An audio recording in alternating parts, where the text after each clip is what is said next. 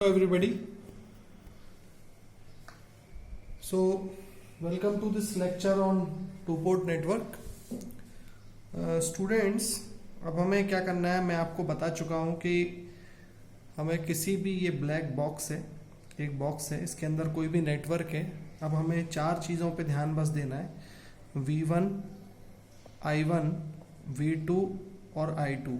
और मैं आपको ये बात बता चुका हूँ कि कैसे V1 V2 को एक तरफ रखते हैं और I1 I2 को दूसरी साइड रख के अगर मैट्रिक्स को, बीच की मैट्रिक्स को मल्टीप्लाई करके बनाया जाए पिछले वीडियो में, तो Z पैरामीटर बनाए जा सकते हैं. Y T मतलब transmission line ABCD, T inverse मतलब इनवर्स ABCD, H मतलब हाइब्रिड और H इनवर्स मतलब इनवर्स हाइब्रिड.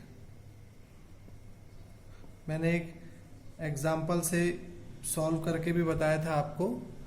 अगले वीडियोस में मैं न्यूमेरिकल लूँगा. आज का इम्पोर्टेंट टॉपिक है कन्वर्जन ऑफ पैरामीटर्स. क्या टॉपिक है आज हमारा? कन्वर्जन. और अभी अगर ये वीडियो कम टाइम में हो गया तो हम न्यूमेरिकल्स भी देखेंगे कुछ. Conversion of parameters. अब ये कन्वर्जन ऑफ पैरामीटर क्या है? जैसे आपको एक क्वेश्चन आएगा, कई बार एग्जाम में आया है, क्वेश्चन नंबर 1 है, कन्वर्ट Z पैरामीटर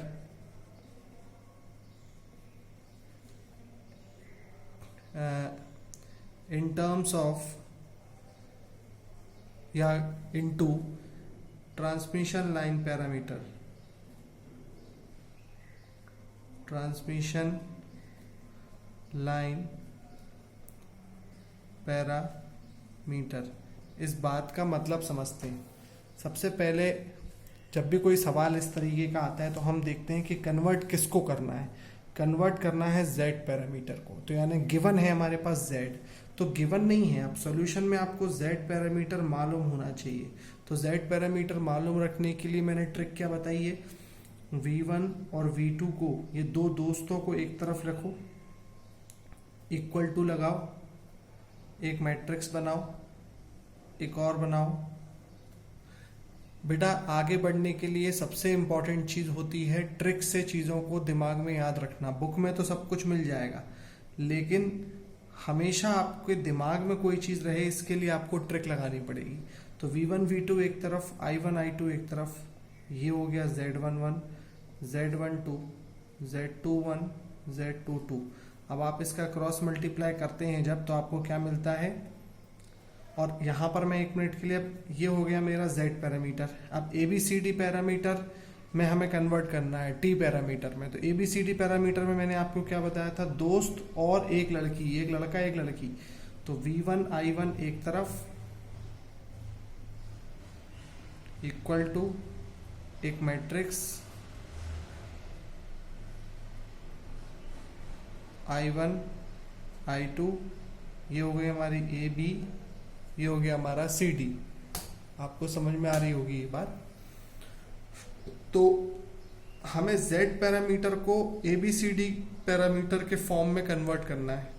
समझ में आ गया? मतलब अब हम इनको खोल लेते हैं एक मिनट के लिए.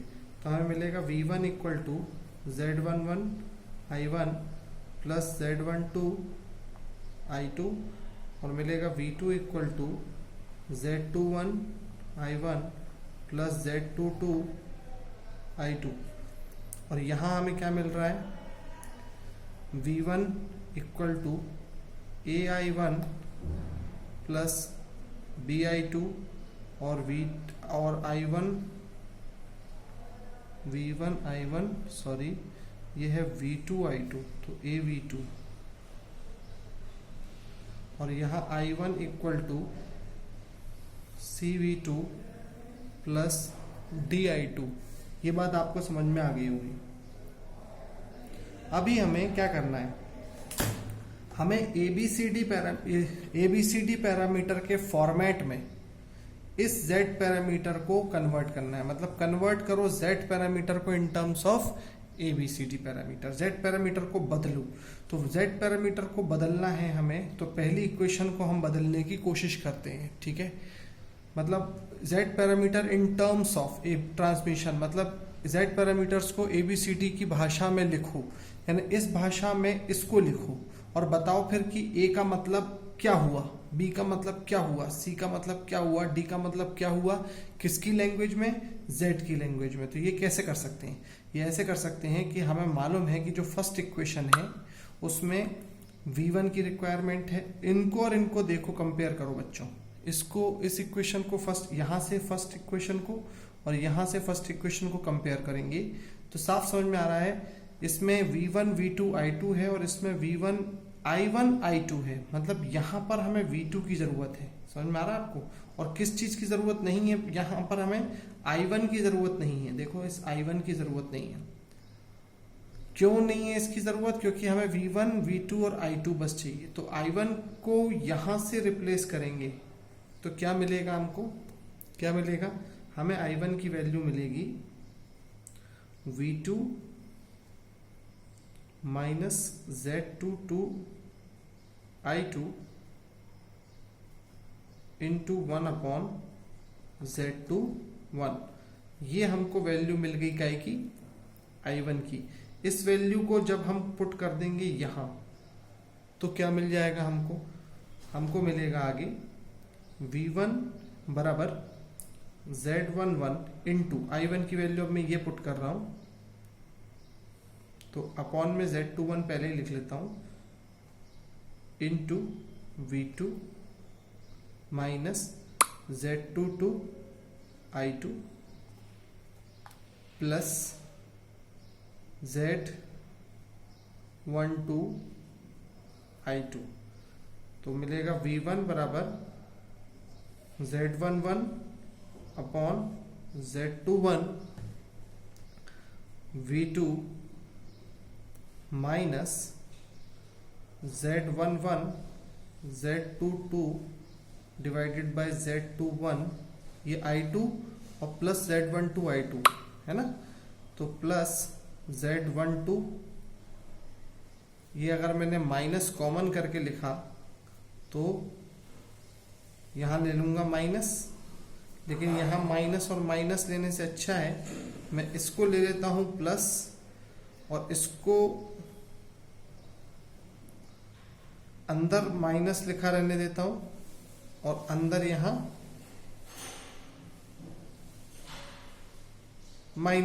माइनस क्या कर दिया मैंने, Z11 Z22 माइनस ही लिखा रहने देना चाहता हूं मैं। इसको ऐसा कर लेते हैं, एक काम करते हैं, आपको भी क्लियर हो जाएगा ये चीज के प्लस अपन I2 इंटू, इसको ऐसे लिख देते हैं Z12 और ये वाली जो इक्वेशन है इसको इस तरफ लिख लेते हैं minus Z11 by Z21 into Z22 I2 को कॉमन ले लिया है। ये बात आपको समझ में आ गई होगी, सिंपल सा logic.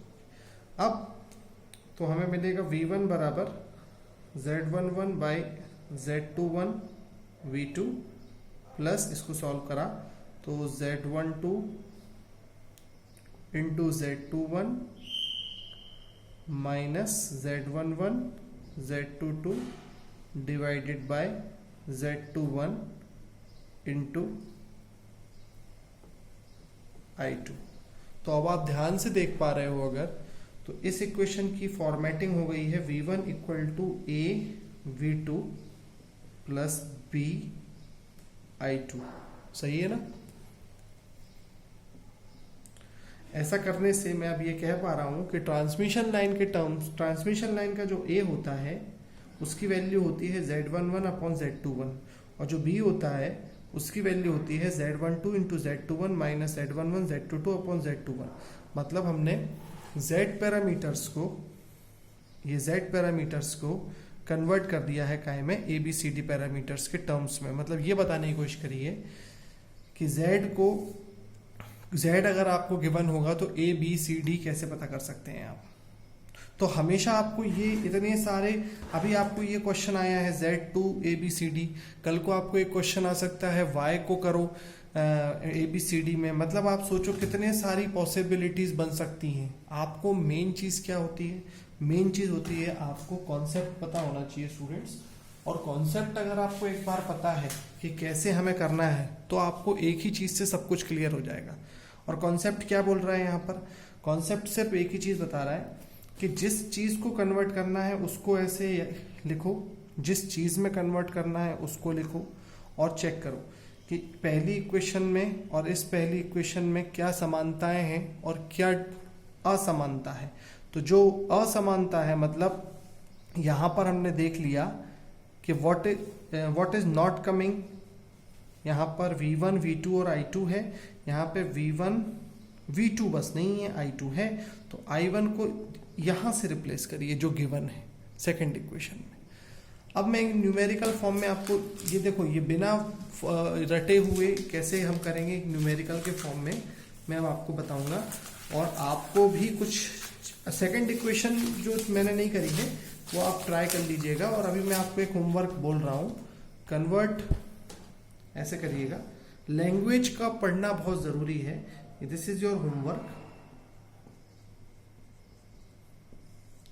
Convert y parameters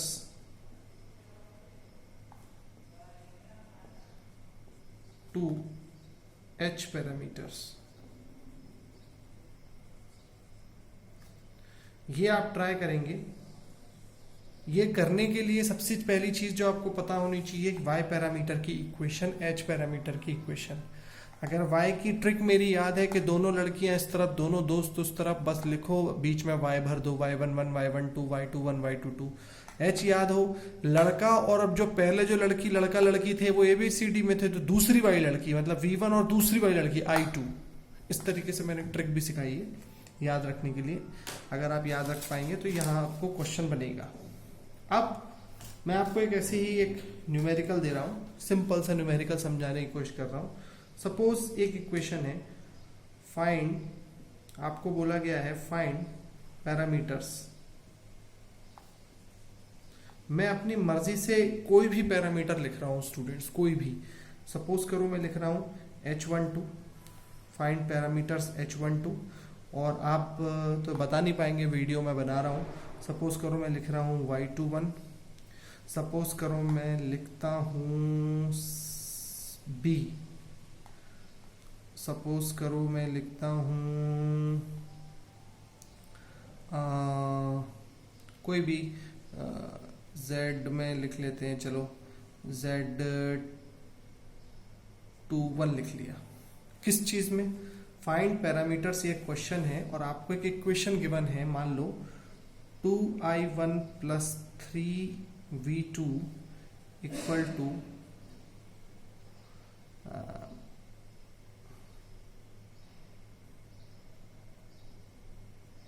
10V1, कुछ ऐसा। और एक गिवन है आपको I2 plus I1, I2 plus I1 simple सी हो जाएगी क्या? I2 plus V1 equal to suppose I1। ये चलिए ठीक है, कोई भी मैंने कुछ भी लिख दिया है, I1 I2 और V1 V2 के फॉर्म में एक इक्वेशन लिख दी है, आप देख सकते हो क्लियर कट।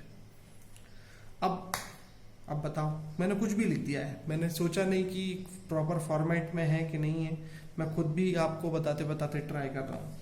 अब बताओ H12 पूछा है मुझसे सबसे पहले, तो H12 क्या होता है वो मुझे मालूम होना चाहिए। H12 क्या होता है, तो H12 क्या होता है उसके लिए मुझे सोचना पड़ेगा। क्या सोचूंगा मैं H12 के बारे में कि V1 और I2 एक तरफ और H11 H12 H21 H22 और I1 V2 एक तरफ। तो मुझे अगर इक्वेशन H12 चाहिए है तो कैसे आएगी? V1 equal to H11 I1 plus H12 V2, ये एक इक्वेशन हो गई मेरे पास। और I2 बराबर H21 I1 plus H22 V2, ये एक इक्वेशन होगी। मतलब हाइब्रिड पैरामीटर में घुसना है तो ये एक इक्वेशन हो गई स्टूडेंट्स। अब मुझे हासिल क्या करना है? मुझे हासिल जो चीज़ करनी है, अब मैं आपको पैरामीटर फाइंडिंग भी सिखा रहा हूँ। शायद ये मेथड मैंने नहीं सिखाया है आपको। मैंने आपको पुराने वीडियोस में पैरामीटर्स बताए, मैंने अभी आपको कन्वर्जन बता दिया। ओके, अभी मैंने आपको एक चीज़ नहीं बताई है। चलो ठीक है, पहले क्वेश्चन चालू हो गया है तो मैं पहले वो क्वेश्चन बता देता हूँ, फिर आपको वो वाला कॉन्सेप्ट बता दूंगा, फाइंडिंग पैरामीटर। मैंने को पहले कॉन्सेप्ट बताना चाहिए था शायद, चलो न्यूमेरिकल से ही बताता, अब यहीं से बता देता हूँ। तो देखो स्टूडेंट्स, क्या होता है कि अब हमारे पास अगर कोई इक्वेशन, ये इक्वेशन गिवन है, हमें ऐसी कोई भी इक्वेशन गिवन है, ये तो अच्छी बात है कि हमें इक्वेशन गिवन है। या सर्किट गिवन होता तो हम सर्किट को सॉल्व करके इक्वेशन डिराइव करते। अगर आपको अभी हमको ये इक्वेशन गिवन है तो ये हमारा सर्किट को सॉल्विंग का जो प्रोसीजर है वो टाइम बच गया। तो अब हम यहाँ पे क्या करेंगे? हम यहाँ पर क्या करेंगे? V1 equal to H11 I1, हमें पता क्या करना है? हमें पता करना है H12। तो H12 देखो इस इक्वेशन में कहाँ है? इस इक्वेशन में ऊपर है, H पैरामीटर की ऊपर वाली इक्वेशन में है H12 यहाँ। तो इस इक्वेशन में H12 की वैल्यू अगर आपको इससे निकालनी है तो आप कुछ ऐसा सोचो कि H12 की वैल्यू होगी V1 अपॉन V2। अगर ये I1 करंट 0 हो जाए, अगर कुछ, मतलब ये मत सोचो कि कैसे हो जाए, ये सोचो कि अगर ये करंट I1 इक्वल टू 0 हो जाए किसी भी तरह से, तो V1 अपॉन V2 की वैल्यू होगी उस कंडीशन में H12। ये आपको ध्यान रखना है। समझ में आ गया आपको मेरी बात? बस ये है कॉन्सेप्ट। सपोज करो अब तुमसे कोई भी पूछता है B के बारे में बताओ, B के बारे में, तो B के बारे में की इक्वेशन क्या होगी? सोचो जरा। V1 V2 एक तरफ लिखते थे हम, दो दोस्त एक तरफ, A B C D, और यहाँ पे I1 I2 एक तरफ। इक्वेशन को खोल लेंगे,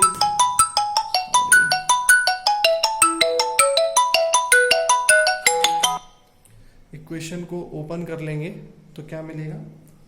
V1 equal to A I1, sorry यहाँ पे कुछ गलत लिखा मैंने, यहाँ आता है V1 I1, यहाँ आता है V2 I2। तो यहाँ मिल रहा है मुझे A V2 plus B I2 और I1 बराबर C V2 plus D I2। तो अब आप मुझे बताओ B की वैल्यू क्या होगी? B की वैल्यू होगी, पहली इक्वेशन में B है तो B की वैल्यू होगी V1 डिवाइडेड बाय I2 अगर V2 इक्वल टू 0 हो जाए तो। समझ में आ गया आपको ये बात? तो अब चलो H12 हो गया, B हो गया। मैं आपसे चलो ये पूछता हूँ H22 की वैल्यू क्या होगी? आप सोच के बताइए। सीधी सी बात है, H22 की वैल्यू क्या होनी चाहिए? I2 अपॉन V2 जब I1 इक्वल टू 0 हो। हम ऐसा क्यों कर रहे हैं? हम ऐसा इसलिए कर रहे हैं स्टूडेंट्स क्योंकि हमें कुछ भी नहीं पता। हमें एक पैरामीटर, 4 पैरामीटरों में से कोई एक पैरामीटर पता करते हैं और 3 वेरिएबल हैं V1 I1 V2, तो हम कोई एक को 0 पुट करने की कोशिश करते हैं। ये एक, अब ये इसको क्यों, कैसे, क्या इम्प्लीमेंट करेंगे वो अभी आपको यहाँ पर पता चलने वाला है। ओके, कैसे? तो यहाँ देखो, जब मैं ये स्टेटमेंट बोलता हूँ कि V1 बाई V2 पता कर लूंगा I1 इक्वल टू 0 पे, और ये दो इक्वेशन मेरे पास गिवन है। कौन सी दो? ये दो। एक बात याद रखना आप लोग, जो मैं मेथड बता रहा हूं this is the best method. I1 की वैल्यू जब हम 0 पुट करेंगे यहां पर, देखो I1 की वैल्यू, बिंदास I1 की वैल्यू 0 पुट कर दो यहां पर, और यहां पर भी कर दो तुम्हारा मन करे तो। तुम बस ये देखो कि जो तुम हासिल करना चाहते हो वो कहाँ मिल रहा है। अगर तुमने यहाँ I1 की वैल्यू 0 पुट करी तो तुम्हें मिलेगा, देखो क्या मिलेगा, ये 0 पुट करते ही साथ तुम्हें मिलेगा -V1, V1 equal to -I2 और V1 upon I2 equal to -1 मिल जाएगा तुम्हें। ये वैल्यू तुम्हें कब मिली है, जब I1 इक्वल टू 0 तुमने पुट किया। और अगर इसमें पुट करोगे I1 की वैल्यू 0 तो क्या मिलेगी, V1 upon V2 equal to 3/10। ये कब मिली, ये भी मिली I1 इक्वल टू 0 पर। ये बात समझ में आई, यानी I1 इक्वल टू 0 पर मुझे दो, यहाँ पर मैंने V1 बाई इन दोनों इक्वेशनों से मैंने दो चीजें निकालनी, क्या क्या, एक V1 बाई V2 निकाल लिया 3/10, तो V1 by V2 I1 equal to 0 पे, मतलब मैंने अपना आंसर H12 निकाल लिया है। अब तुम सोचोगे कि सर ये V1 अपॉन I2 क्या होगा, तो जरा हम सोचते हैं, हमें मालूम नहीं है मुझे, मैं I1 को 0 पुट करूंगा अगर, और V1 अपॉन I2 कौन सा पैरामीटर होगा, ये तो सोचने की बात है, जरा सोचता हूं मैं। V1 upon I2, V1 upon I2 अगर मैं निकालने की कोशिश करूं, पता नहीं है क्या होगा, कुछ तो होगा। V1 अपॉन I2 समझ में आ रहा है आपको, V1 अपॉन I2 जो है ये कुछ ना कुछ होगा। जब I1 0 है तो चलो मैं 1 मिनट के लिए एक काम करता हूँ, इसको एलेबोरेट ही कर देता हूँ। तो V1 की इक्वेशन हम लिखना चाहते हैं I1 के फॉर्म में और साथ में I2 के फॉर्म में, ठीक है ना, जिसमें हम कह रहे हैं, हाँ बस, वेरी गुड वेरी गुड। देखो क्या होगा, Z11 I1 plus Z12 I2। क्यों, क्योंकि जब V1 के अगेंस्ट इक्वल टू के बाद अगर अपन I1 I2 लिखते हैं तो फिर पैरामीटर कौन से आएंगे, Z आएंगे ना, क्योंकि V1 equal to current plus current अगर इक्वेशन में है, current plus current, I1 I2 एक तरफ है, दोनों तरफ इक्वल टू के, तो Z11 Z12 आएगा। और I1 को 0 पुट कर दोगे तो क्या मिल रहा है, V1 अपॉन I2, ये देखो V1 अपॉन I2 Z12, समझ में आ गया आपको, Z12 जब I1 इक्वल टू 0 होगा। Very nice. मुझे लग रहा है कि शायद हमने ऐसा मिक्सअप करके अलग अलग पैरामीटर्स को पता करने का तरीका हासिल करके हमने बहुत कुछ गेन करा होगा इस कॉन्सेप्ट में। अब सपोज करो मैं अब आपसे ही पूछता हूँ एक और चीज पता करनी है, जैसे y21 पता करके बताइए, y21, तो बताओ क्या इक्वल टू 0 पुट करेंगे तो y21 की वैल्यू मिलेगी। तो पहले तो y21 की इक्वेशन मालूम होना चाहिए। तो y21 का इक्वेशन क्या है, तो y21 मिलता है कब, जब I1 I2 एक तरफ और y11 y12 y21 y22। देखो गेट के एग्जाम में एक अच्छी बात क्या है स्टूडेंट्स, जानते हो कि आपको H11 की, जैसी भी मैंने लिखी थी ना H12 की वैल्यू, यहाँ पर H12 की वैल्यू भी मैंने कुछ लिखी थी ना, याद मैं खुद ही भूल जाता हूँ। जैसे सपोज करो लिखी थी V2 by I1 something at I2 equal to 0, ऐसा कुछ लिखा था ना मैंने। तो ये चीज गेट में आपको ब्रैकेट में गिवन रहती है, और यहाँ पर मेरे को कभी ये पैरामीटर याद नहीं होते, देखो, तो मैं कभी उनको याद करता भी नहीं हूँ, और याद करना भी नहीं चाहिए।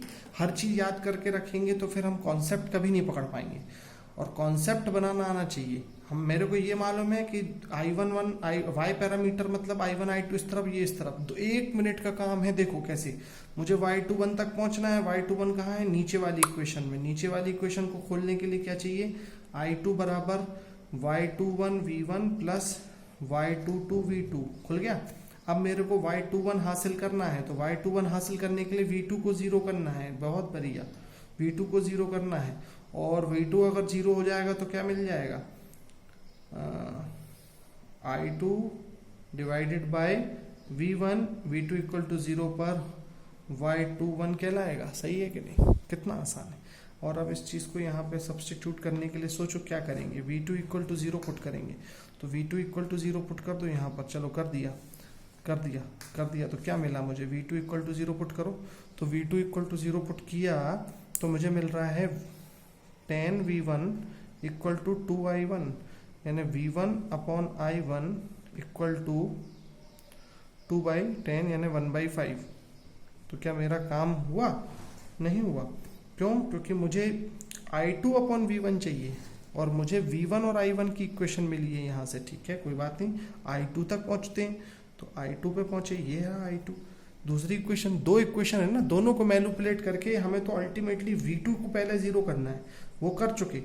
अब हमें क्या करना पड़ेगा, I2 और V1 की इक्वेशन चाहिए। तो I2 और V1 को कैसे लिख सकते हैं? बिल्कुल आसानी से, देखो I2 plus V1 equal to I1, ये जो I1 है ना, ये पक्का यहाँ से कहीं से निकलेगा। I1 की वैल्यू निकल गई, लो 5V1, V1 bye I1 equal to 1/5 निकाला था, तो I1 की वैल्यू निकल गई 5V1, और 5V1 यहाँ V1 चला गया 4V1, तो 4V1 बराबर I2, तो V1 बाई I2 क्या हो गया? नहीं, हमें I2 बाई V1 चाहिए। I2 बाई V1 क्या हो गया? 4। और ये हमें कब हासिल हुआ? जब हमने किसको जीरो पुट किया? V2 को, तो V2 इक्वल टू 0। तो जब V2 को जीरो पुट करके I2 बाई V1 करके जो पैरामीटर निकलेगा उसकी वैल्यू क्या होगी? Y21। कितना आसान है, समझ में आ गया आपको?